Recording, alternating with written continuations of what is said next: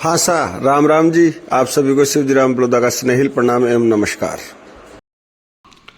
अकबर की सेना को प्रताप तक पहुंच बनाने के लिए 2 मील का तंग रास्ता पार करना था और उस तरफ एक शेर घात लगाकर बैठा था।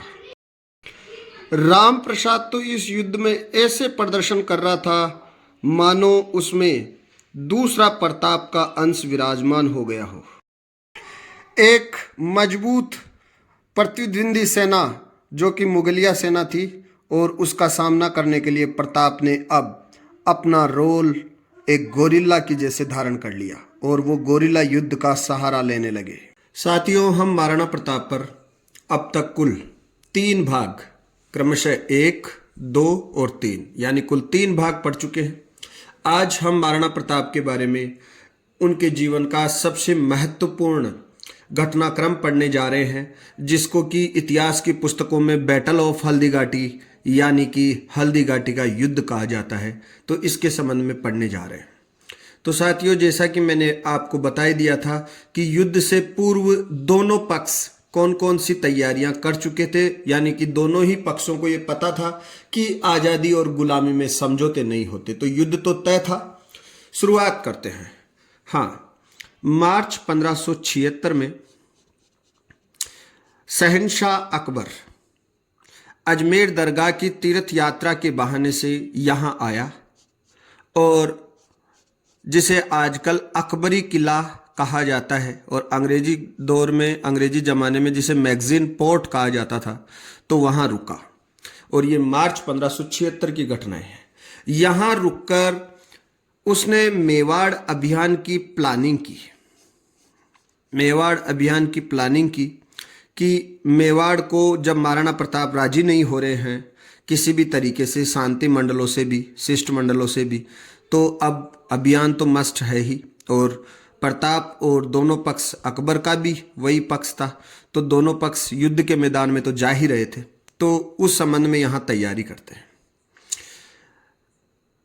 अकबर क्या करते हैं कि अजमेर के राजकुमार मानसिंह कच्छावा, यानी ये कुंवर थे, उस समय राजा नहीं थे, और मानसिंह कछवा को अकबर फैसला करते हैं कि उनको सेना नायक या सेनापति बना दिया जाए और एक बड़ी सेना देकर मान सिंह को 3 अप्रैल 1576 को वो अजमेर से स्टार्ट करते हैं। मेवाड़ पर अटैक करने के लिए सेना देकर 3 अप्रैल 1576 को वो भेज देते हैं। एक बहुत ही महत्वपूर्ण फैक्ट है मानसिंह के बारे में, ध्यान से देखना। हेमू के बाद मुगल सेना नायक बनने वाला ये केवल दूसरा हिंदू था। तो पहले नंबर पर हेमू था जिन्होंने पानीपत के युद्ध में भाग लिया था, और दूसरा हिंदू कौन सा है? मानसिंह कछवा, जिन्होंने हल्दीघाटी युद्ध लड़ा है मुगलों की तरफ से सेनापति बनकर। आगे बढ़ते हैं।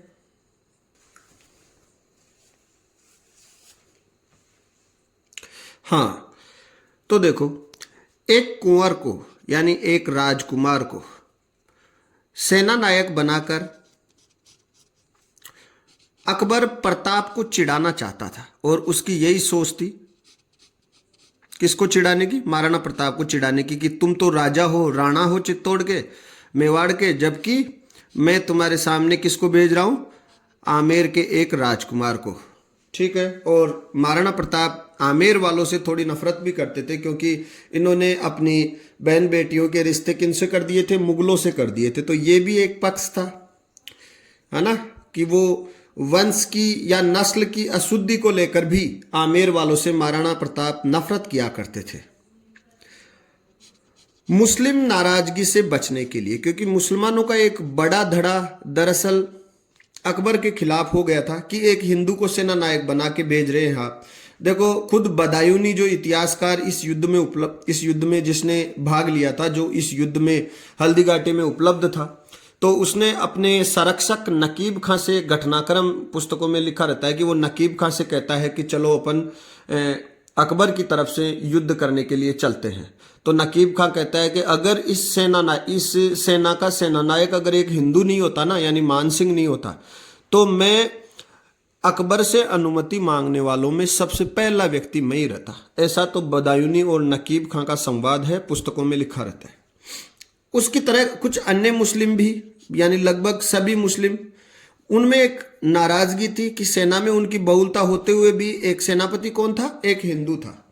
तो मुस्लिम नाराजगी से बचने के लिए, और अकबर को यह डर भी था कि मुसलमान विद्रोह भी कर सकते हैं, तो इससे बचने के लिए उसने फतेहपुर सीकरी या आगरा से घोषणा नहीं की बल्कि अजमेर से घोषणा की थी, जो अपन ने पढ़ लिया है, और 3 अप्रैल 1576 को सेना देकर रवाना कर दिया। हाँ भाई देखो, जो राजपूत कभी राणा सांगा के नेतृत्व में 50 साल पहले एक होकर लड़े थे, कितने साल पहले, 50 साल पहले जो राजपूत एक होकर लड़े थे, वो सब अब उसी मेवाड़ के झंडे को फाड़ने की तैयारी कर रहे थे, यानी उसी मेवाड़ के खिलाफ अब लड़ने की तैयारी कर रहे थे, जिनमें बीकानेर वाले, जोधपुर वाले, ये पहले खानवा के युद्ध में राणा सांगा की तरफ से इन्होंने भाग लिया था, और अब हल्दी घाटी के युद्ध में ये किसकी तरफ से भाग ले रहे हैं, मुगलों की तरफ से। तो बताओ, तो अकबर की राजपूत वर्सेज राजपूत करने की सोच थी, यानी कि जो राजपूत आज के 50 साल, यानी इस युद्ध से 50 साल पहले जो एक दूसरे को फूल वगैरह भेंट करके संबोधित करते थे, यानी एक दूसरे से हंसी खुशी से बातें करते थे, वही राजपूत इस युद्ध में अब एक दूसरे के खून के प्यासे बने हुए थे। ठीक है जी, यहां से थोड़ा सा आगे बढ़ते हैं। देखो एक प्रसंग भी सुन लेना आप। अमूमन राजस्थान में ही नहीं, पूरे भारतवर्ष में सभी जातियों के लिए ये कहा जाता है कि किसी की भी जाति को यदि कोई मार सकता है, उस व्यक्ति को, उस जाति के व्यक्ति को, तो उसी जाति का व्यक्ति मार सकता है। जैसे कि मैं जाटों के हूं, तो हमारी जाति में कई लोग ये कहते हैं कि जाट को या तो जाट मार सकता है या राम मार सकता है। तो ठीक इसी तरीके से राजपूतों के लिए भी यही बात है कि राजपूतों को कौन मार सकता है, या तो राजपूत खुद मार सकते हैं या फिर उनको वही भगवान मार सकते हैं। तो यही हुआ, अब इस युद्ध में राजपूत वर्सेज राजपूत हो चुका है। हाँ भाई आगे बढ़ते हैं। देखो ये सेना अजमेर से तो स्टार्ट हो जाती है और 2 महीने बाद में ये मांडलगढ़ आके रुकती है। कहाँ आके रुकती है? मांडलगढ़ आके रुकती है। मांडलगढ़ वर्तमान में भीलवाड़ा में पड़ता है। सबसे पहले अपन बात करेंगे कि इस सेना में कौन कौन से व्यक्ति प्रत्यक्ष रूप से भाग ले रहे थे। वैसे तो देखो सेना काफी बड़ी होती है, सब लोगों के नाम लिखना संभव नहीं होता है, लेकिन अपन इस पूरी सेना के व्यक्तियों का नाम एक बार, जो इम्पोर्टेंट नाम है उन पर गौर फरमा लेते हैं। हाँ भाई, मुगल सेना, तो इसके सेना नायक यानी इसके सेनापति बनाए जाते हैं मान सिंह कछवाह को, और सेना नायक को ही कमांडर भी लिखा जाता है। तो आपसे पूछ ले हल्दी घाटी युद्ध में मुगल सेना का कमांडर कौन था, तो आपका आंसर होना चाहिए मान सिंह कछवाह था। और सेना का जनरल बनाया जाता है आसफ खान को, वही शाहजहां के ससुर है ना, 3 पीढ़ी बाद की मैटर है, देख लो आप, तो यही आसफ खान है। ये अन्य व्यक्तियों में थे जिनका प्रसंग मैंने अभी सुनाया, बदायूनी, ये इतिहासकार थे और ये युद्ध में उपस्थित एकमात्र इतिहासकार था। तो बदायूनी का नाम भी आप याद रखना। इसके अलावा महाराणा प्रताप के खुद के 3 भाई भी अकबर की तरफ से भाग ले रहे थे। बताओ आप, यानी भाई वर्सेस भाई कर दिए, फिर भी राणा प्रताप ने अकबर की अधीनता स्वीकार नहीं की। तीनों भाइयों के नाम, एक का नाम है जगमाल, एक का नाम था शक्ति सिंह और एक का नाम था सगर। और ये तीनों प्रताप के भाई थे, लेकिन इन तीनों ने भी किसकी तरफ से भाग लिया? अकबर की तरफ से। इसके अलावा जगन्नाथ कछवाह है, माधो सिंह कछवाह, यही मान सिंह के परिवार वाले थे ये। राव लूणकरण, ठीक है, बहलोल खान, शेखजादा सीकरी, सैयद हासिम, सैयद राजू, मेहतर खां, मुजाहिद बेग, खंगार और गाजी खां बदकसी। तो तो इन सब सैनिकों ने भाग लिया था इस युद्ध में। तो आप तो सेनापति और जनरल का नाम और इसके अलावा एक ये याद रख लेना कि इस युद्ध में उपस्थित एकमात्र इतिहासकार, तो अबुल फजल का नाम मत कर देना टिक, बदायूनी याद रखना। ये सेकंड ग्रेड में पूछा हुआ था क्वेश्चन, सेकंड ग्रेड सामाजिक की भर्ती लगभग 2014 या 15 में हुई थी, उस भर्ती में ये क्वेश्चन आया था। हाँ भाई, तो ये था मुगल सेना में उपस्थित एकमात्र इतिहासकार। थोड़ा सा और आगे बढ़ते हैं। तो साथियों, जैसा कि मैंने बात किया कि अजमेर से रवाना होकर वो सेना 2 महीने तक मांडलगढ़ में ठहरी, और ये शायद अकबर की सहमति से ही ऐसा किया होगा मान सिंह ने, क्योंकि अकबर महाराणा प्रताप को सोचने का कहीं ना कहीं एक और मौका देना चाह रहे थे। ठीक है, लेकिन प्रताप का तो प्रत्युत्तर वही था, है ना। तो जब महाराणा प्रताप से उत्तर अपेक्षा के अनुरूप नहीं मिला, तो ये सेना, अकबरी सेना, मुगलिया सेना कहाँ चली जाती है? मोलेला गांव, जो राजसमंद जिले में पड़ता है। तो मांडलगढ़ से ये रवाना होकर मोलेला गांव चली जाती है, और जो खमनौर के पास में है वहाँ डेरा डाल लेते हैं मोलेला में। यहाँ पर मैं आपको एक प्रसंग सुनाना चाहूँगा। जब इनकी सेना मांडलगढ़ में थी, तो यहाँ महाराणा प्रताप ने मान सिंह को मारने का एक मौका मिस कर दिया था। दरअसल मौका ऐसे था कि मान सिंह अपनी सेना के कुछ सिपाहियों को लेकर शिकार पर निकला, और ये भनक एक भील, जो महाराणा प्रताप के भीलों से अच्छे संबंध थे, तो एक भील व्यक्ति ने तुरंत प्रताप को आकर ये खबर दी कि मान सिंह 5-10 सैनिकों के साथ शिकार पर निकला है मांडलगढ़ के पास के जंगलों में, तो क्यों न वहीं निपटा दिया जाए मामले को, युद्ध होने से पहले ही खत्म कर दिया जाए युद्ध को। तो महाराणा प्रताप ने कहा कि नहीं, जो युद्ध मैदान में होने चाहिए ना, वो घात करके कभी नहीं जीतने चाहिए। ठीक है, तो देखो आप इन बातों से प्रताप के व्यक्तित्व का अनुमान लगा सकते हैं, उनका अंदाजा लगा सकते हैं। ठीक है, हाँ, एक और बात मैं आपको बता देना चाहूँगा, ये अध्ययन से इतर है कि जितने भी पेंटिंग्स वगैरह आपको डिजाइन वगैरह सब हाथ से बनाई हुई है, पेन और पेंसिल से, और ये सब मैंने खुद बनाई है। तो मैंने आपको पहले भी कहा था भाई, छोटा मोटा चित्रकार मैं भी हूँ। ठीक है, तो शुरू करते हैं भाई दोस्तों आगे। तो अब जब मान सिंह की सेना यानी मुगल सेना मोलेला गांव में आके रुक गई है, तो अब तो युद्ध तो होना ही है। और अब बात करते हैं वर्सेस की, और वर्सेस कौन है आपको पता है, महाराणा प्रताप है। जैसे ही महाराणा प्रताप को ये समाचार मिलता है कि मुगलिया सेना मांडलगढ़ तक आ चुकी है, मांडलगढ़ में इनको समाचार मिल गए थे, तो प्रतापी सेना यानी महाराणा प्रताप की सेना भी गोगुंदा में आके डट जाती है, और यहीं डटी रहती है। देखो, प्रताप थोड़े आतुर थे युद्ध को लेकर। प्रताप की तो ये इच्छा थी कि वहीं मामला निपटा दिया जाए मांडलगढ़ में ही। तो देखो, प्रताप की इच्छा थी कि मांडलगढ़ में ही युद्ध कर लिया जाए, और वहीं पर मान सिंह को पता बता दिया जाए कि भाई देखो, मेवाड़ी वीर, मेवाड़ी राजपूत, मेवाड़ी योद्धा किस हद तक मैदान में अपने शौर्य का प्रदर्शन करते हैं। लेकिन महाराणा प्रताप अकेले निर्णय नहीं ले सकते थे। उस समय मेवाड़ में सामंतों की राय से ही निर्णय लेने की प्रथा थी, और उस प्रथा का पालन सांगा ने भी किया था, उदय सिंह ने भी किया था, और महाराणा प्रताप को भी सामंतों की राय मानना जरूरी था। तो यहाँ लिखा हुआ है विपरीत सामंती राय। इसका मतलब है कि सामंतों ने प्रताप को मांडलगढ़ जाकर युद्ध लड़ने की अनुमति नहीं दी। प्रताप की सेना और मुगल सेना जिसका नेतृत्व मान सिंह कर रहे थे, तो दोनों सेनाओं के बीच में डिस्टेंस थी 10 मील की, 10 माइल, 10 मील की दूरी। और महाराणा प्रताप की सेना ने लोसिंग गांव है वहां पर डेरा डाल लिया, और ढोलाण गांव है लोसिंग के पास में ही, तो ढोलाण और लोसिंग में इन्होंने अपने केंद्र बनाए। आप लोसिंग याद रखना, पुस्तकों में अमूमन लोसिंग लिखा रहता है। तो लोसिंग गांव में प्रताप की सेना ने डेरा डाल लिया। तो देखो, मुगलिया सेना ने मोलेला में और प्रताप की सेना ने लोसिंग गांव में। अब एक बार महाराणा प्रताप की सेना का भी अपन अवलोकन कर ले, ताकि बाद में जब बीच बीच में प्रसंग आएंगे तो कंफ्यूज नहीं होगा कोई भी साथी। तो देखो, प्रताप की सेना में कौन कौन से सिपाहीगण वगैरह थे। तो देखो, प्रताप की सेना में साहब सेना नायक और कमांडर, ये किसको बनाया गया था? ये शेर शाह सूरी को अकबर ने वापस हरा दिया था, शेर शाह सूरी के वंशजों को।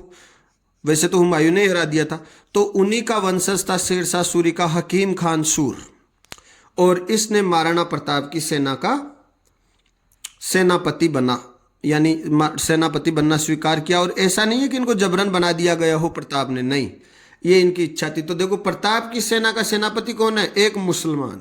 और मुगलों की सेना का सेनापति कौन है? एक राजपूत। हाँ, और इस सेना के जनरल, उसके तो मुगल सेना के तो आसफ खान थे, और इस सेना के जनरल थे राणा प्रताप खुद। कुछ अन्य बहादुर योद्धा जो इस युद्ध में भाग ले रहे थे, उनके नाम इस प्रकार से हैं। रामशाह तंवर, ये ग्वालियर के थे, और इनके तीनों पुत्र शालीवाहन और प्रताप सिंह। एक प्रताप सिंह का नाम का ही पुत्र था इनका, और एक शालीवाहन नाम का था। तो इनके 3 पुत्र और ये खुद रामशाह तंवर, ये भाग ले रहे थे इस युद्ध में। और इसके अलावा सादड़ी का झाला बीदा, बीदा झाला कह दो चाहे झाला बीदा कह दो, नाम याद रखना, क्योंकि ये बहुत इंपॉर्टेंट व्यक्तित्व मैं आपको बता रहा हूं। इन सभी के नाम आप तो बस सुनते रहो, याद ऑटोमेटिक हो जाएंगे। हाँ भाई, इनके अलावा जो अन्य वीर थे उनके नाम देखते हैं। मान सिंह सोनगरा, मान सिंह सोनगरा अखीराज सोनगरा के लड़के, यानी महाराणा प्रताप के मामा। कृष्णदास चुंडावत, ये सलूम्बर के वही चुंडा के वंशज, यानी प्रताप के सेनापति मान लो आप, क्योंकि चुंडा के वंशज ही थे ना, है ना। वही पाट और ठाठ, तो ये किसके, पाट के या ठाठ के, बताओ आप। देखिए राज्य प्रबंध के थे ये, है ना, यानी प्रधानमंत्री चुंडावत ही होते थे लगभग। तो ये कृष्णदास चुंडावत सलूम्बर से थे ये। भीम सिंह डोडिया, रावत सांगा राठौड़, वही सांगा जिन्होंने प्रताप को राजा बनाने में योगदान दिया था, कृष्णदास ने और रावत सांगा ने। ये देवगढ़ के थे, राजसमंद में है देवगढ़, यहाँ के जागीरदार थे। रावत नेत सिंह, राणा पुंजा भील, तो भीलों का लीडर थे ये, और ये मेरपुर के रहने वाले थे। इसके अलावा बदनौर भीलवाड़ा के थे रामदास। कल्याण पडियार, सांगर देवोत, जगन्नाथ महासानी, तो ये बाद में इनके पुत्र महाराणा प्रताप की सेना के क्या बनाए गए थे? प्रधानमंत्री बनाए गए थे, ठीक है। और फिर उनकी जगह भामासा बने थे। तो जगन्नाथ महासानी युद्ध में भाग ले रहे थे। इसके अलावा मेवाड़ के पुरोहित परिवार में से गोपीनाथ पुरोहित, जगन्नाथ पुरोहित, जैसे राणा सांगा के साथ बागेश्वर पुरोहित थे ना, बागेश्वर महाराज थे ना, तो ठीक इन्हीं के साथ प्रताप जी के साथ कौन कौन थे? गोपीनाथ पुरोहित और जगन्नाथ पुरोहित।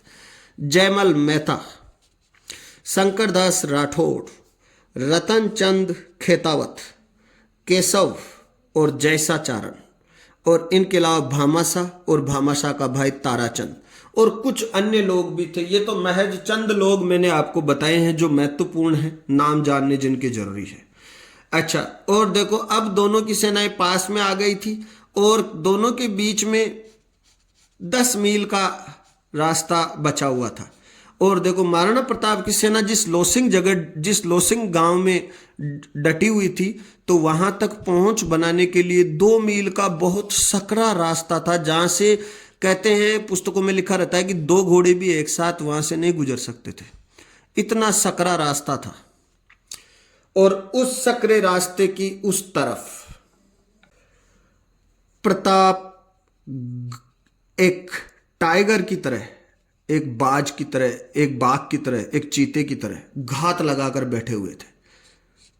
तो आपको पता है कि जब उस तरफ ये समाचार हो कि महाराणा प्रताप सेना सहित डटे हुए हैं, तो अकबरी सेना, उसकी हिम्मत नहीं हुई कि घाटी के उस तरफ जाकर राणा की सेना पर अटैक कर सके। और महाराणा प्रताप को यही निवेदन किया था उनके सामंतों ने कि आपको क्या करना है कि अकबर की सेना को घाटी की इस तरफ आने देना है। लेकिन मान सिंह बहुत कलाकार आदमी था, बहुत चतुर व्यक्ति थे मान सिंह, और अकबर के साथ रह रह के उसने कई युद्धों का प्रशिक्षण हासिल कर लिया था। तो उसने क्या किया, मान सिंह ने भी यही विचार किया कि उस तरफ अपने को चलना ही नहीं है, वेट करेंगे। और देखो वेट का उसको फायदा मिला, महाराणा प्रताप का धैर्य टूट गया, और महाराणा प्रताप ने सोच लिया कि अब तो घाटी से बाहर निकल कर ही अटैक करेंगे। ये इनकी बहुत बड़ी गलती थी। तो देखो उतावले होकर या आतुर होकर राणा प्रताप ने 18 जून 1576 ईस्वी को घाटी से आगे निकल गए ये, और घाटी से आगे निकलकर घाटी और खमनोर के बीच में हल्दी घाटी का मैदान है और उस मैदान में मुगलों पर ये टूट पड़े। ये 18 जून 1576 का दिन है। ठीक है, प्रताप ने इस युद्ध में क्या की? पहल की। एक बार महाराणा प्रताप की सेना की संख्या देख लेते हैं। सेना की संख्या की बात करें तो देखो, प्रताप की सेना की संख्या और अकबर की सेना की संख्या, तो जो ख्यातें हैं, मेवाड़ की ख्यात है, मारवाड़ की ख्यात है, तो ख्यातों के अनुसार, मेवाड़ की ख्यातों के अनुसार प्रताप की सेना और अकबर की सेना इस प्रकार से थी कि अपने उल्टा लिख दिया भाई। आप ऐसे देख लेना, ये इधर तो प्रताप आएंगे और इधर अकबर आएगा। ठीक है, ये लिखने में मिस्टेक हो गई, सॉरी चाहेंगे, माफ़ी चाहेंगे। तो ख्यातों के अनुसार प्रताप की सेना में तो 20,000 सैनिक थे, जबकि अकबर की सेना में 80,000 थे, यानी 4:1। बदायूनी के अनुसार अकबर की सेना में थे 5,000 सैनिक और प्रताप की सेना में थे 3,000 सैनिक, यानी यहाँ 5:3। लेकिन अगर आपसे परीक्षा में पूछा जाए कि दोनों सेनाओं की सैनिकों की संख्या किस अनुपात में थी, तो ये 4:1 में थी भाई। यानी 4 मुगल सैनिकों पर 1 सैनिक अपने वाला। ठीक है, मेवाड़ वाला। हाँ, एक कहावत चलती है, सैनिकों की संख्या कोई मायने नहीं रखती, चतुर चौगुना, यानी चतुर लोग तो 4 गुना ही बहुत हैं और मूर्ख लोग कितने? 10 गुना। तो इस प्रकार से सैनिकों का ये गठबंधन था। तो ये जो सैनिकों की संख्या है, ये जो बंधन है, ये मायने नहीं रखता। हाँ भाई, महाराणा प्रताप की जैसी की योजना थी, उन्होंने भीलों का भी सहारा ले लिया था और महाराणा प्रताप की योजना के अनुसार कुछ भीलों को छोड़कर, इस संख्या में भीलों की संख्या नहीं है, तो कुछ भीलों को छोड़कर बाकी सभी भील पहाड़ों में जमे हुए थे। और वो जो लोसिंग घाटी के आसपास उन्होंने पूरे पहाड़ी क्षेत्र पर भीलों का जमावड़ा जमा दिया था महाराणा प्रताप ने। बस वो तो खुद ही आतुर होकर उस जगह को छोड़कर 2-3 मील यानी लगभग 6-7 किलोमीटर आगे आके लड़ाई लड़े। अगर वो लड़ाई वहां होती ना, तो युद्ध का काफी मंजर ही बदल जाता। ठीक है, अतः युद्ध में सक्रियता से नहीं लड़ सके। तो भील लोग तो पहाड़ों में जमे हुए थे, तो इसलिए उन्होंने इस युद्ध में सक्रियता से भाग नहीं लिया। केवल राणा पुंजा और उसके नेतृत्व में कुछ भील सैनिक थे, और वो भी मैं आपको बताऊंगा कि युद्ध प्रारंभ होते ही सबसे पहले निकल भागे थे। लेकिन ऐसा नहीं है कि इस युद्ध में प्रताप की सेना कोई हल्के में रही। देखना आप कि अकबर की सेना इस युद्ध में बहुत बुरी तरह से मात खाती है और प्रताप इस युद्ध में विजय होते हैं, ऐसा वर्तमान की रिसर्च से पता चल पा रहा है। आगे बढ़ते हैं।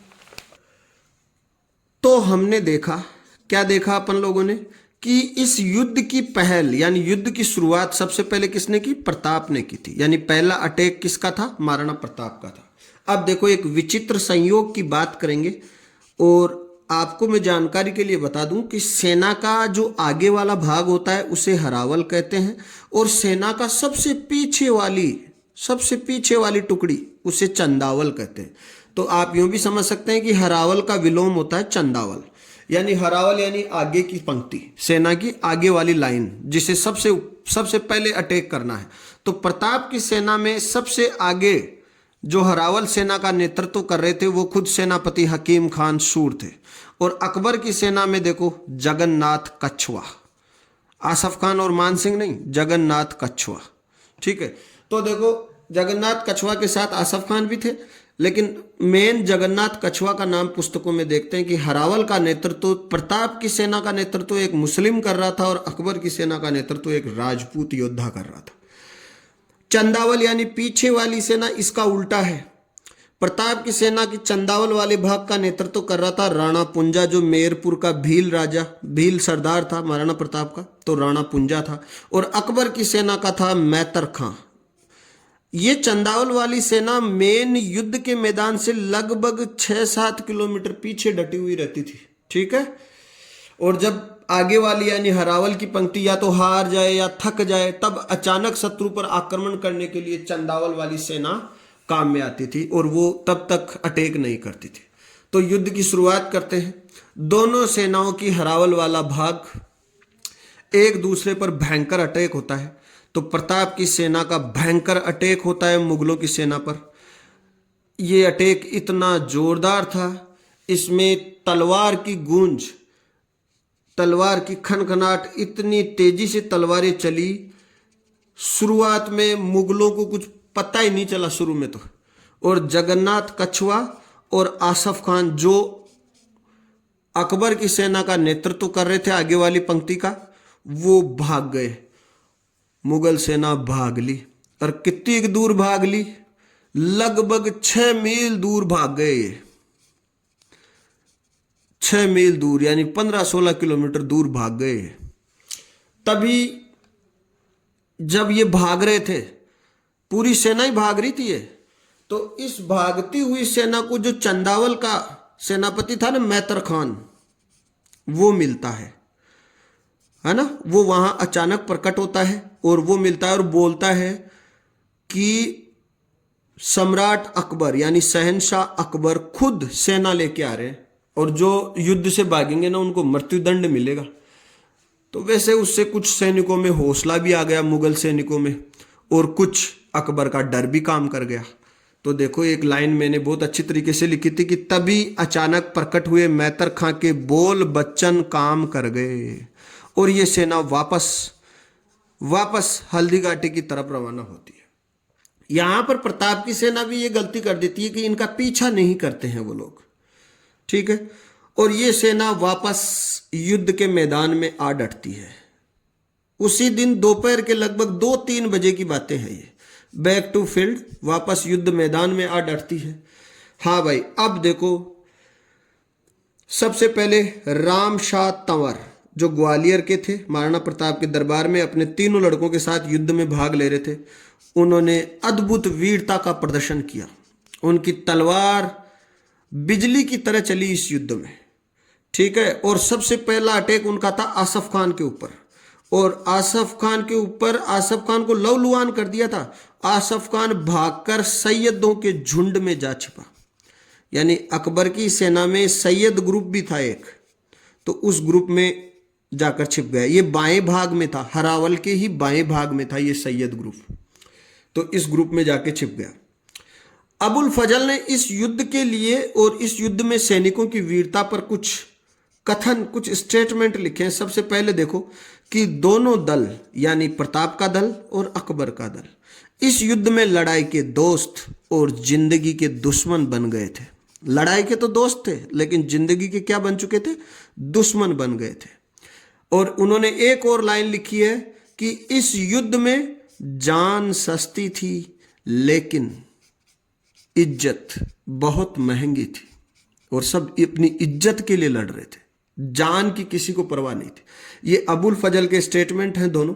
आपको मैं बता दूं कि अबुल फजल इस युद्ध में प्रत्येक रूप से भाग नहीं ले पाया था। इस युद्ध में भाग लेने वाले इतिहासकार का नाम कमेंट बॉक्स में बताओ। देखिए अभी अभी मैंने बताया था 10 मिनट पहले। आगे बढ़ते हैं। हाँ, तो साथियों उसी समय दोनों सेनाओं के सैनिक इतने घुल मिल गए, युद्ध में इतने मिक्स हो गए कि मुगलों को अपने वाले राजपूत पहचानना कठिन हो गया। अपने वाले यानी शत्रु के राजपूत और खुद के राजपूतों में भेद करना मुश्किल हो गया। तब बदायूनी अपने जो उसमें एक तरीके से अकबर की भूमिका में था आसफ खान, तो उससे बदायूनी संवाद करता है और बदायूनी उससे पूछता है कि मालिक किसको मारूं? दोनों राजपूतों में मुझे तो पता ही नहीं चल रहा कि अपने वाले राजपूत कौन से हैं और दुश्मन के कौन से हैं। तो तब आसफ खान बदायूनी से क्या बोलता है, देखना सुनना, कि तू तो तीर चला, मरे कोई सा ही राजपूत, मरे कोई सा ही राजपूत, फायदा इस्लाम का ही होगा। क्यों? चली ना लहरें दिल में उठी ना, ऐसे मेरे भी उठती है कि जब जिंदगी की परवाह करके ये वाले राजपूत इनकी तरफ से लड़ रहे, तो इस प्रकार के संवादों का, और बदायूनी ने खुद लिखा है अपनी पुस्तक में, तो इसलिए आप ये भी नहीं मान सकते कि ये कोई गलत विवरण है। तो इसका मतलब मुगल सैनिक इस्लाम के लिए लड़ रहे थे और राजपूत सैनिक अपने मालिक के वफादार के प्रति, अपने मालिक के प्रति वफादारिता दिखा रहे थे। चलो भाई छोड़ो, अपने को जाने दो, अपने को क्या करना है। हाँ, आदमियों की बात तो छोड़ो आप, हाथियों ने भी इस युद्ध में जान सस्ती और इज्जत महंगी कर दी थी। हाथी भी इस तरीके से लड़े थे। और इस यहां हाथी युद्ध में भी पहल किसने की थी? महाराणा प्रताप ने की थी। जब हल्का सा पलड़ा मुगलों का भारी पड़ने लगा तो राणा प्रताप ने अपने हाथियों को खोल दिया और उनकी सूंडों में और पूंछ में खंजर बांध दिए। सबसे पहले महाराणा प्रताप ने जिस हाथी को मैदान में उतारा उसका नाम था लूणा। और लूणा का सामना करने के लिए मुगल हाथी आया गजमुख या गजमुक्ता। गजमुक्ता का महावत था जमाल खान। थोड़ी देर में देखो क्या होता है, लूणा लगभग गजमुक्ता को बहुत बुरा लहूलुहान कर देता है और गजमुक्ता भाग ही रहा होता है, तभी लूणा के महावत को गोली मार दी जाती है और लूणा अनकंट्रोल हो जाता है और उसे बाद में कंट्रोल कर लिया जाता है। उसके बाद में प्रताप अपने दूसरे हाथी को उतारते हैं और उसका नाम होता है राम प्रसाद। इस युद्ध में राम प्रसाद इतने कौशल के साथ लड़ रहा था कि देखने वालों को यह लग रहा था कि मनुष्य के रूप में महाराणा प्रताप साक्षात स्वयं थे, है ना। और अगर पशु के रूप में देखे तो ऐसे लग रहा था कईयों को जैसे कि राम प्रसाद के अंदर भी महाराणा प्रताप की आत्मा आ गई हो। यानी राम प्रसाद बहुत तेजी से मुगलों की सेना का नुकसान करता हुआ लगभग 50-60 सैनिक इसने अपनी पूंछ और अपनी सूंड में बंधी हुई खंजर और तलवार से मार गिराए थे मुगलों के। तो उस युद्ध में राम प्रसाद को अनियंत्रित देखकर मुगलों की सेना को चीरते हुए आगे बढ़ रहा था। तब मुगलों ने कमाल खान को महावत बनाकर गजराज नामक हाथी को उतारा। लूणा के खिलाफ तो गजमुख को और राम प्रसाद के खिलाफ इन्होंने उतारा गजराज को। और यहां भी कहानी वही हुई। अंत पलों में राम प्रसाद के महावत को भी गोली मार दी गई और राम प्रसाद अनकंट्रोल हो गया। और बाद में मुगलों की हाथी सेना का प्रमुख था हुसैन अली खान। क्या नाम है? हुसैन अली खान। और इसने राम प्रसाद को कंट्रोल कर लिया, यानी इस पर नियंत्रण पा लिया, इसको पुचकार कर शांत करा दिया। लेकिन ये हाथी अपनी अद्भुत वीरता और उस युद्ध कौशल के लिए इसको इतिहास की प्रत्येक पुस्तक में इसका नाम दिया हुआ है। तो राम प्रसाद किसके आते थे? महाराणा प्रताप के आते थे। लेकिन इसको कंट्रोल करके इसको किसको कंट्रोल में ले लिया? मुगलों ने कंट्रोल में ले लिया। हुसैन अली खान ने इस पर कंट्रोल किया था, जो हाथी सेना का प्रमुख था। ये बातें हम देख चुके हैं।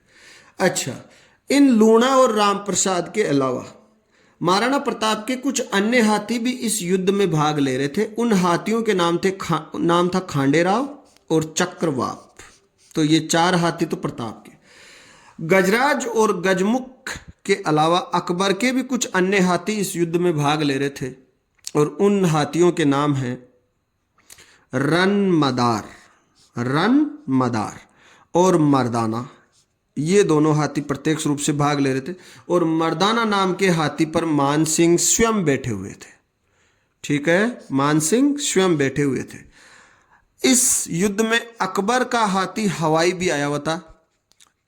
ये अकबर का व्यक्तिगत हाथी था। हाँ भाई, तो ये आपने देखा। राम प्रसाद का बाद में नाम पीर प्रसाद कर दिया था। ये विवरण आगे आएगा, अपन भी थोड़ा सा आगे ना चले। हाँ, अब आगे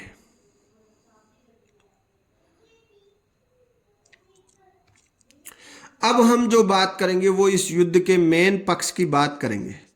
घोड़ा वर्सेज हाथी कह दो या कह दो चेतक वर्सेज मर्दाना। बताओ, चेतक किसका घोड़ा था? महाराणा प्रताप का। एक वीडियो मैंने दे दिया है, आप देख लेना।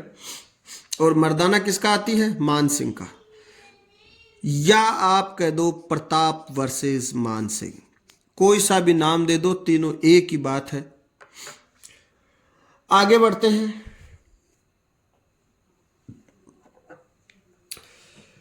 तो देखो, चेतक तेजी से, जिस पर महाराणा प्रताप विराजमान थे और हाथी का मुकुटा जिसने धारण कर रखा था, ताकि शत्रु पक्ष को यह समझने में दुविधा हो कि ये घोड़ा है या हाथी है। तो चेतक शत्रुओं को चीरता हुआ सीधा महाराणा प्रताप ने मान सिंह की ओर इशारा किया और चेतक सीधा मान सिंह के पास पहुंच गया और मान सिंह के जो मर्दाना हाथी था तो मर्दाना की सूंड पर चेतक ने अपने आगे वाले दोनों पैर टिका लिए। ठीक है।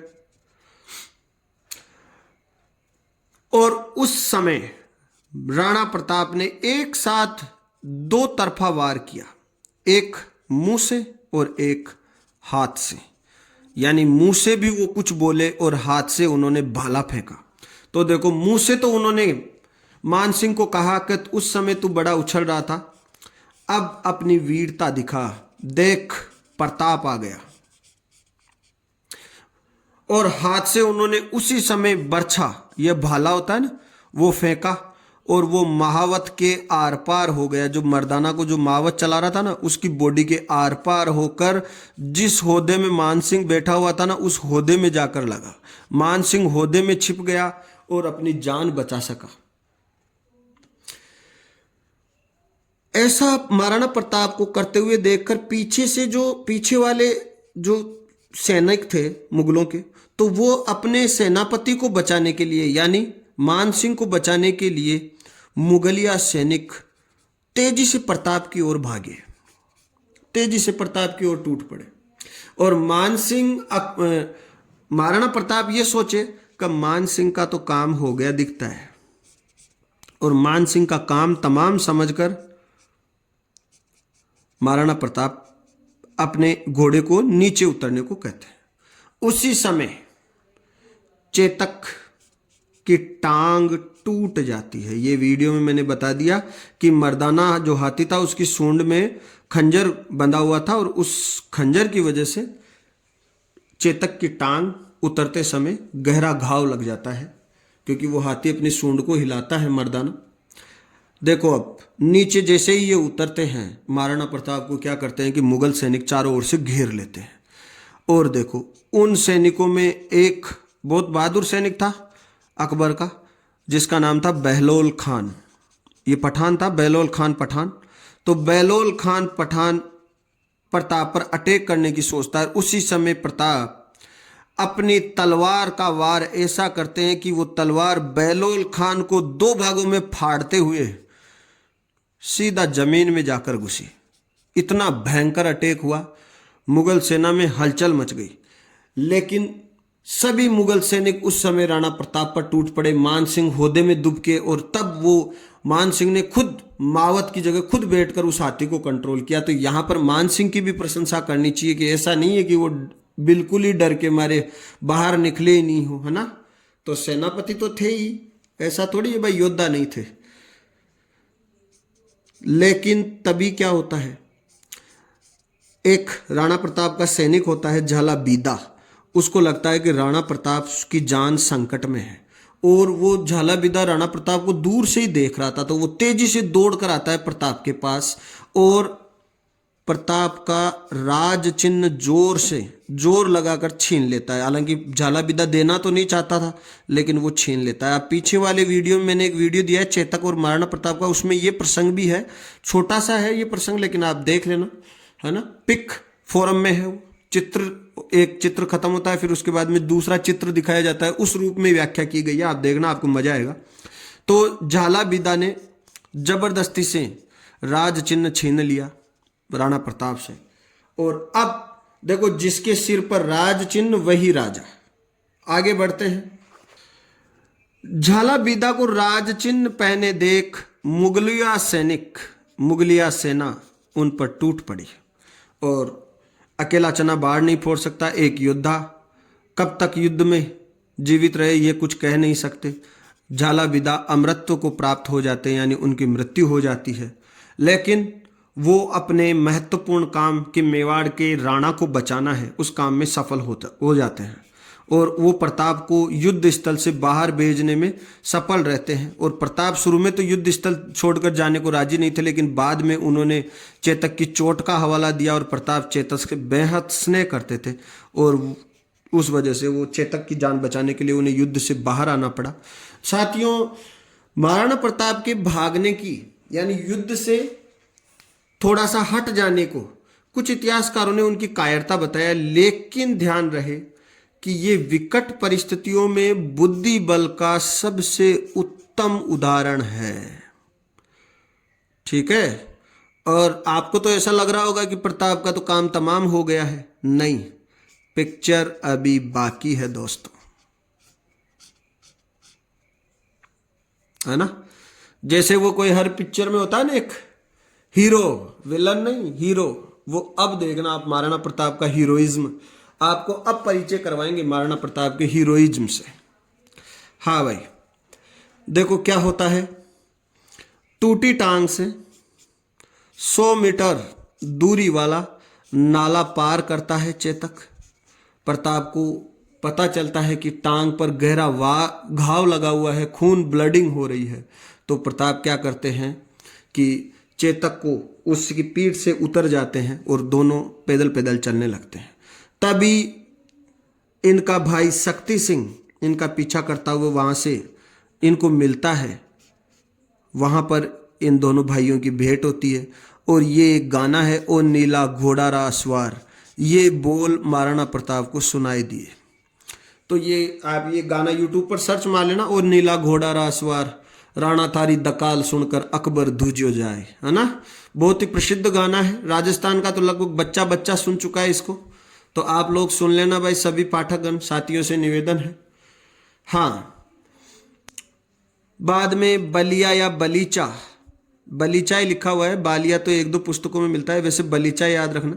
तो बलीचा नामक गांव में चेतक की मृत्यु हो जाती है। ये मैंने आपको एक अलग से वीडियो चेतक पर बना रखा है, उसको देख लेना। और वहां पर चेतक की स्मृति में एक घोड़े की मूर्ति भी लगाई गई है और एक चबूतरा बनाया हुआ है, उस चबूतरे के ऊपर घोड़े की मूर्ति लगाई गई है। और ये सब छोड़ा आप, बाद के समय में पूजा करने के लिए, उस घोड़े की मूर्ति की पूजा के लिए एक पुजारी भी नियुक्त किया गया है। ठीक है, तो इसलिए इस वीर पशु को हमारा प्रणाम, हम सब का प्रणाम। ऐसे वफादार जानवर आज के जमाने में मिलना, हालांकि अब तो जानवर ही वफादार निकलेंगे, आदमी तो निकले ही मुश्किल से। खैर, जब तक मनुष्य इस धरती पर रहेगा तब तक इंसान भी रहेंगे। पॉजिटिव रहे अपन सब। उधर युद्ध मैदान में क्या चल रहा होता है जरा देखते हैं। उधर युद्ध मैदान में दोनों पक्षों ने जीवन की बाजी लगाना आरंभ कर दिया। ठीक है जी, बस कह रहा है ना, अबुल फजल ने खुद ने लिखा है ना, इज्जत महंगी थी, जान सस्ती थी। इस युद्ध में लगभग 500 मौतें हुई। इनमें 128 मुस्लिम सैनिक मरे और लगभग 380 हिंदू सैनिक मरे। तो इस प्रकार से युद्ध की क्षति राणा प्रताप की सेना को हल्की सी अधिक होती है। लेकिन इसका मतलब ये नहीं है कि राणा प्रताप हार जाते हैं, बल्कि ऐसा भी नहीं है कि उनकी पूरी सेना इस युद्ध में मार दी जाती है। नहीं, कुछ सैनिक ही मरते हैं। और अब आगे वाले पेज में बढ़ते हैं, देखते हैं क्या लिखा हुआ है। साथियों, ये जो राजपूत मुगल सेना में भी लड़ रहे थे, उन सैनिकों ने भी अद्भुत वीरता का प्रदर्शन किया। और एक मुल्ला सीरी हुए हैं, उन मुल्ला सीरी ने राजपूतों को जब मुगलों की तरफ से लड़ते हुए देखा, मान सिंह कछवा, जगन्नाथ कछवा, लूणकरण वगैरह, तो इनको जब लड़ते हुए देखा तो उसके मुंह से क्या निकला, वो यहां लिखा हुआ है कि हिंदू है ना, इस्लाम की मदद के लिए अपनी तलवार को खींचता है। समझ में आ रहा है? यानी ये मैंने मेरी जीवन में पहली बार देखा है कि हिंदू इस्लाम की मदद के लिए तलवार खींच रहे हैं। तो बताओ आप, तो मुसलमानों का तो एक भी ऐसा वृतांत नहीं लिख रहा है कि जो सेकुलरिज्म का प्रमाण हो, जो ये कहता हो कि नहीं, ये केवल राजाओं, दो राजाओं के बीच का युद्ध है, इसमें हिंदू और इस्लाम का कोई काम नहीं। प्रत्येक मुस्लिम इतिहासकार ने तो हिंदू वर्सेस इस्लाम करने की कोशिश की है। ठीक है, हाँ भाई, इस युद्ध में अमरत्व को प्राप्त वीरों के नाम हम देख लें कि दोनों पक्षों के कौन कौन से वीर इस युद्ध में खेत रहे, मारे गए, और उन सब को हमारा प्रणाम। तो एक बार उन सब वीरों के नाम देख लेते हैं। तो देखो, इस युद्ध में रामशाह तंवर, जो ग्वालियर के रामशाह तंवर थे और जिनके वार से आसफ खां औरतों की तरह सैयदों के झुंड में जाके छिप गया था भागकर, तो रामशाह तंवर और उसके 3 पुत्र शालीवाहन, भवानी सिंह और प्रताप सिंह, महाराणा प्रताप नहीं, इनके पुत्र का नाम भी प्रताप था। तो रामशाह तंवर और उसके 3 पुत्र डोडिया भीम, हकीम खान सूर जो सेनापति थे वो भी मारे जाते हैं। और इनकी समाधि है खमनोर में, राजसमंद में है खमनोर कस्बा, वहाँ हकीम खान सूर की समाधि बनाई हुई है। तो कहते हैं कि इस हल्दी घाटी पर एक गाना बना हुआ है, मायड़ थारो पूत कठे, वो महाराणा प्रताप कठे। आप सब सुन लेना, मैंने कई बार सुना ये गाना। तो उसमें एक लाइन आती है कि सूरी खान हकीम न भी यो राणा पुजवायो है, यानी हकीम खान सूरी की भी पूजा आज किस वजह से होती है, उसकी भी समाधि, उसकी भी दरगाह, उसकी भी पीठ किस वजह से बनी हुई है, इस हल्दी घाटी युद्ध में शूरता की वजह से। तो आज हल्दी घाटी का विचरण करने वाले लोग कहते हैं, कहीं पुस्तकों में लिखा रहता है कि अगर आप हरिद्वार, काशी, मथुरा, गलता, पुष्कर के स्नान नहीं कर पाते और हल्दी घाटी की माटी को भी अपने माथे पर लगाते हैं ना, तब भी आपको वही तीर्थों का पुण्य प्राप्त हो जाता है। हाँ, तो देखो कवियों की कल्पना है, आप ऐसे बुरा मत मान जाना। कई लोग,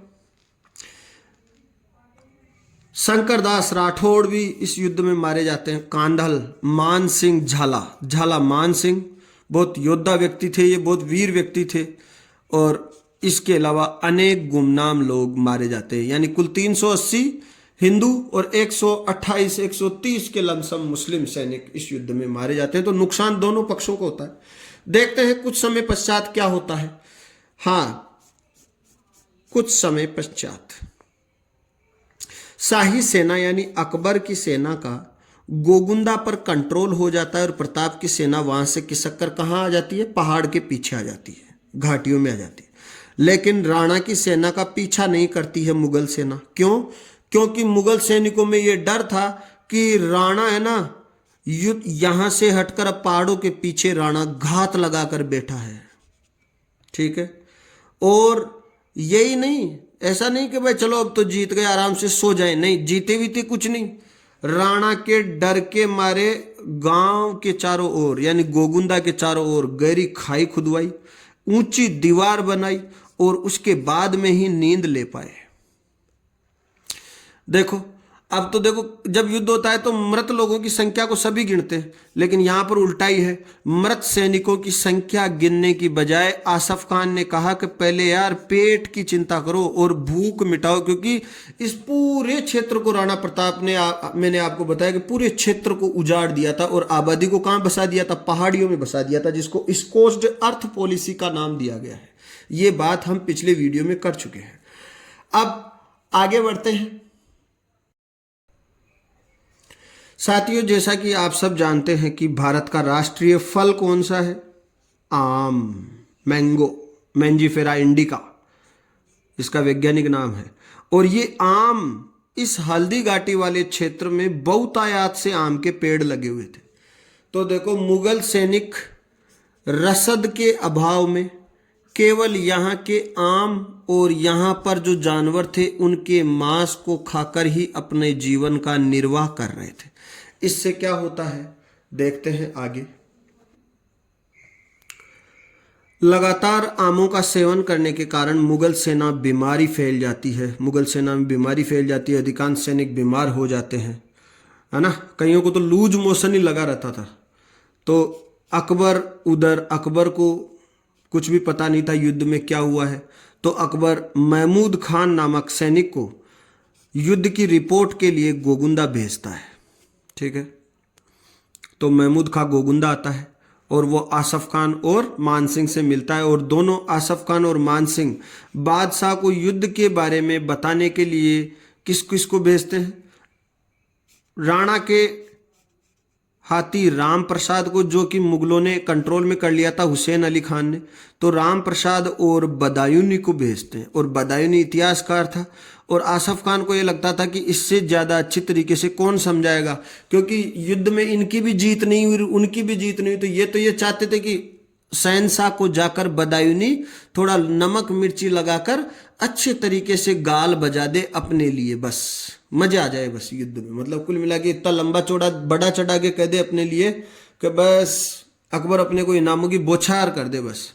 तो राम प्रसाद और बदायूनी को महमूद खां के साथ अजमेर भेजते हैं और अकबर राम प्रसाद को देखकर उसकी वीरता के बारे में सुनकर अकबर प्रसन्न होता है और अकबर को ये लगता है कि ये जो युद्ध में जो मेरी विजय हुई है, क्योंकि बदायूं ने उसको यही बताया कि अपन जीत गए, तो ये अकबर को ये लगता है कि मेरी ये जो विजय हुई है ये पीर के आशीर्वाद से हुई है, और उसने राम प्रसाद का नाम बदलकर कर दिया पीर प्रसाद।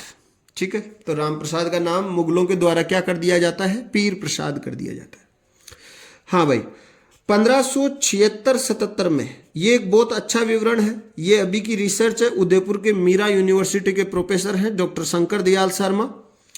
तो एस डी शर्मा साहब का एक रिसर्च अखबारों में और उनका रिसर्च पत्र कई पुस्तकों में लिखा हुआ है। तो 1576-77 में उन्होंने जो लिखा है वो देखो कि इस युद्ध के तुरंत बाद में महाराणा प्रताप ने हल्दी घाटी के आसपास वाले क्षेत्र में जितने भी गांव हैं उन गांवों के पट्टे ताम्रपत्रों के रूप में इस युद्ध में वीरता दिखाने वाले सैनिकों को, जो चाहे युद्ध में मारे गए हों या जीवित बचे हों, उनके परिवारों को दिए।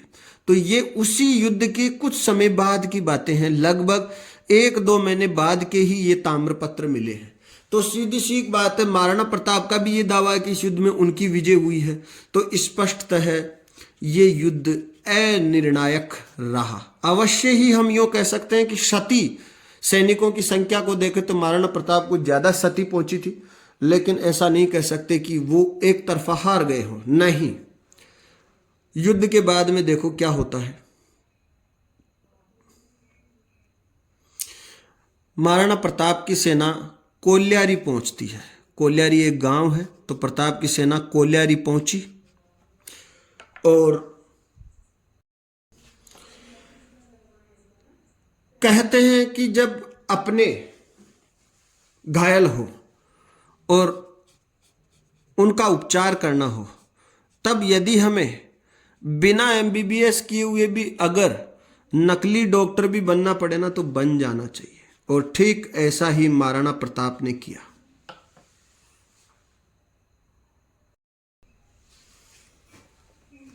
राणा प्रताप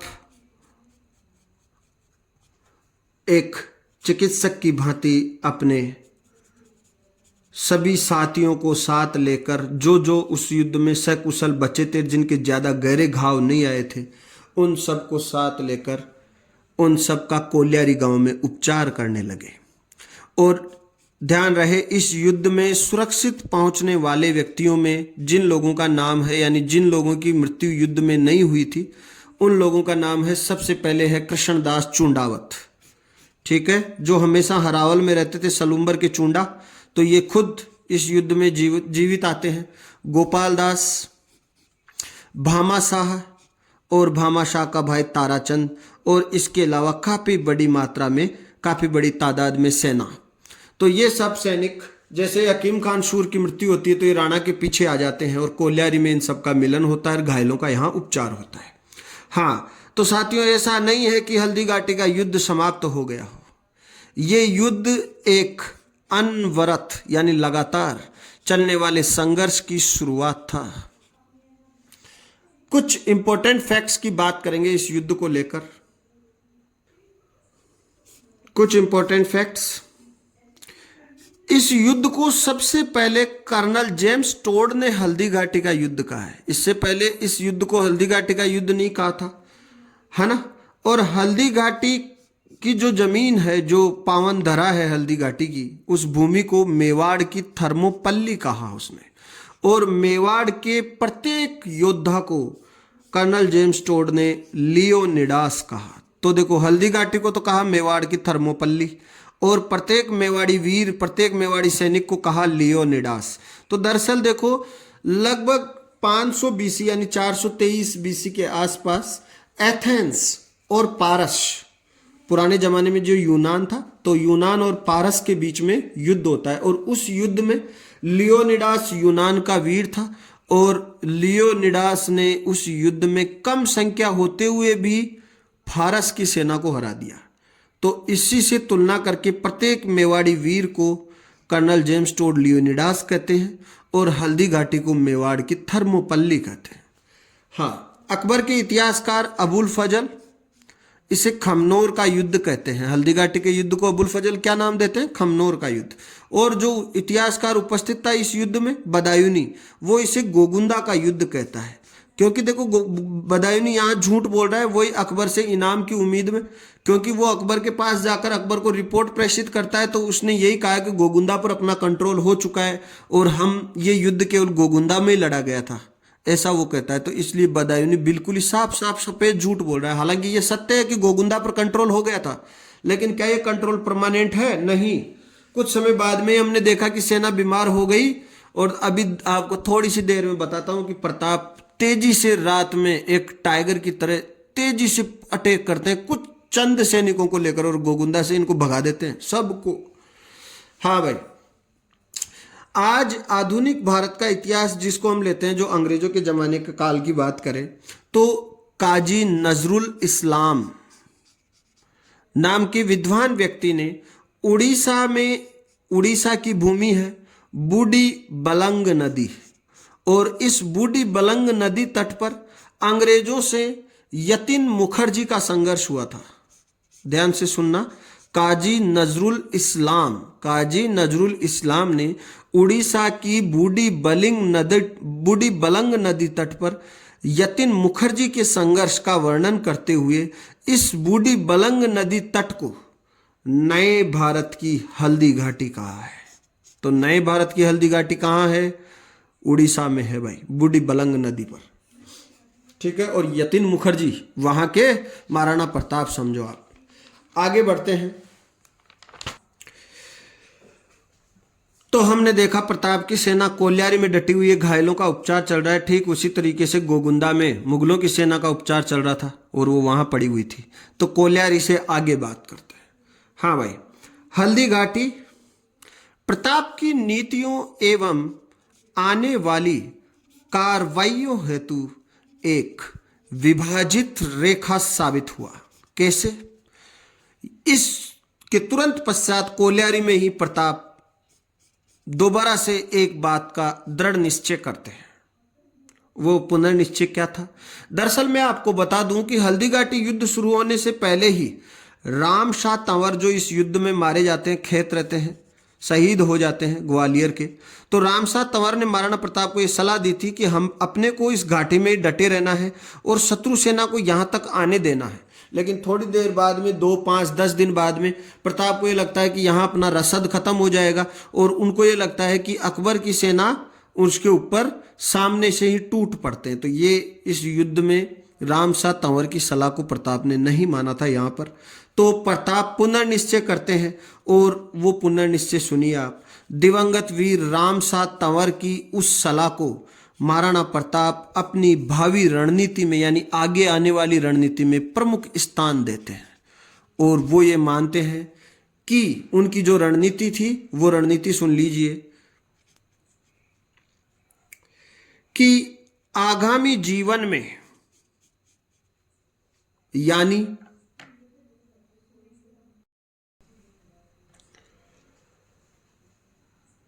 जितना भी जीवन मैं जीऊंगा, ठीक है, जितना मुझे भगवान जीवन देगा इस युद्ध के बाद, तो उस तमाम जीवन में मैं प्रदेश की, यानी मेरे प्रदेश की विशिष्टताओं के अनुरूप गोरिल्ला या छापामार युद्ध प्रणाली ही अपनाऊंगा, है ना।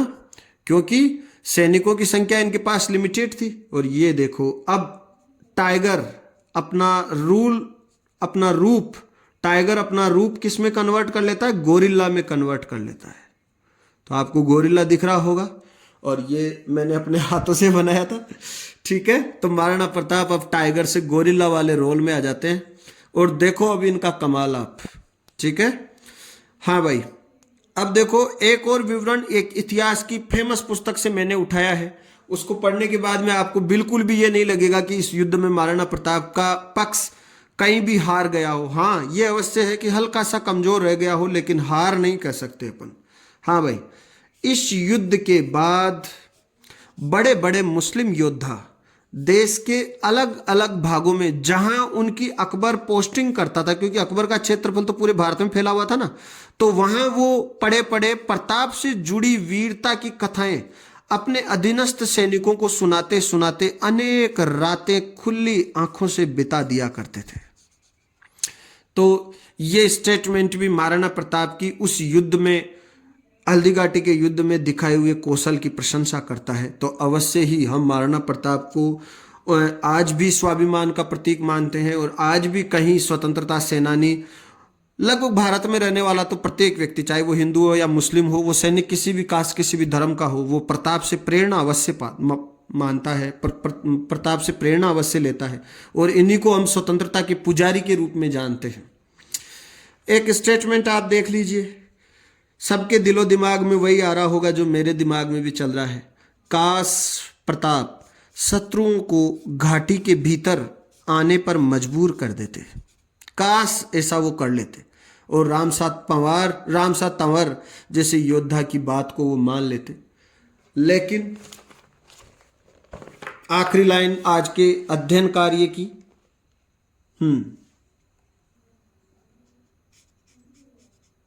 लेकिन हम प्रताप पढ़ रहे हैं। किसके बारे में पढ़ रहे हैं अपन? महाराणा प्रताप के बारे में। और ये चौथा भाग है आज वाला। और आने वाले समय में ये काश, ये खास है ना, काश प्रताप नहीं निकलते, तो ये काश भी आस नहीं रहेगा, ये उम्मीद नहीं रहेगी, बल्कि ये सच्चाई होगी। तो ठीक है साथियों, उम्मीद है कि आपको आज का अध्ययन कार्य मेरा पसंद आया होगा। यदि साथियों आपको मेरे ये प्रयास पसंद आते हैं और किन किन क्षेत्रों में मुझे सुधार करने की जरूरत है, प्लीज़ कमेंट बॉक्स में अवश्य लिखें। आप सभी को आज की मेरी ओर से शुभ रात्रि। आप सबको आने वाला जो कल जो आपका जो सूरज उगे आपके जीवन में, वो अवश्य ही रोशनियां लेकर आए। तो इसी शुभकामनाओं के साथ मिलते हैं अगले भाग में। और महाराणा प्रताप दोबारा से एक योद्धा के रूप में, गोरिल्ला के रूप में वो कितना सफल होते हैं।